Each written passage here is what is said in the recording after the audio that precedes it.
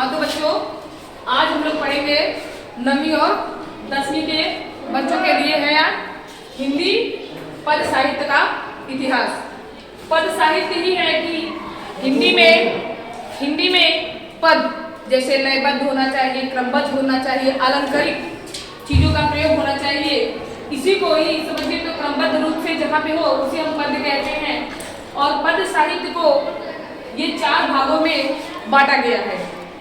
पद साहित्य को 4 भागों में बांटा गया है, जिसका नाम है आदिकाल, भक्तिकाल और रीतिकाल, आधुनिक काल। सबसे पहले आज हम लोग पढ़ेंगे बस आदिकाल के बारे में।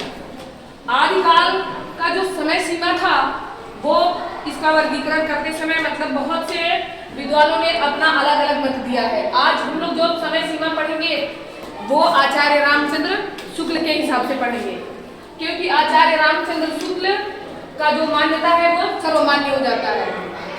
तो आचार्य रामचंद्र शुक्ल ने जो समय सीमा बताया है वह 1050 से 1375 विक्रम संवत का समय माना है।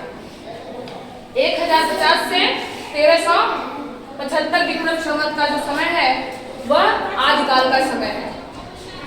आदिकाल का जो ईस्वी का समय है वो 993 से लेके 1318 ईस्वी तक का समय है। इसमें क्या करना है, 1050 में से हम कितना घटा देंगे, 57 घटाएंगे तो हमको ईस्वी प्राप्त हो जाएगा।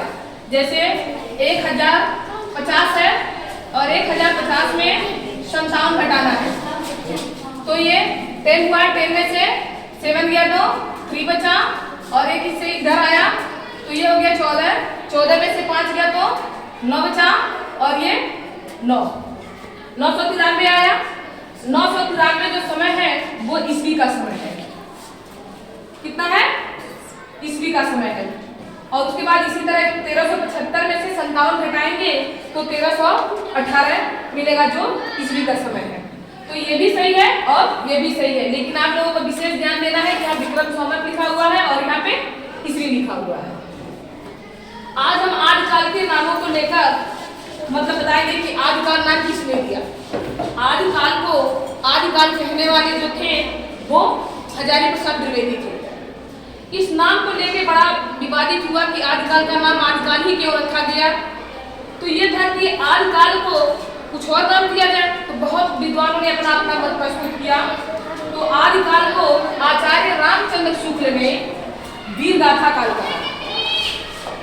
वीरगाथा काल किसने कहा, आचार्य रामचंद्र शुक्ल ने। और फिर इसी आदिकाल को वीरगाथा युग भी कहते हैं श्याम सुंदर दास। श्याम सुंदर दास ने आदिकाल को कौन सा नाम दिया, वीरगाथा युग कहते हैं। और वीरकाल भी कहे विश्वनाथ प्रसाद मिश्र ने, यानी वीरकाल भी जो है वो इसी आदि नाम है। उसके बाद फिर आ गए राहुल शाक्रित्यायन। राहुल शाक्रित्यायन भी सिद्ध सामंत काल कह दिए किसको, आदिकाल को भी।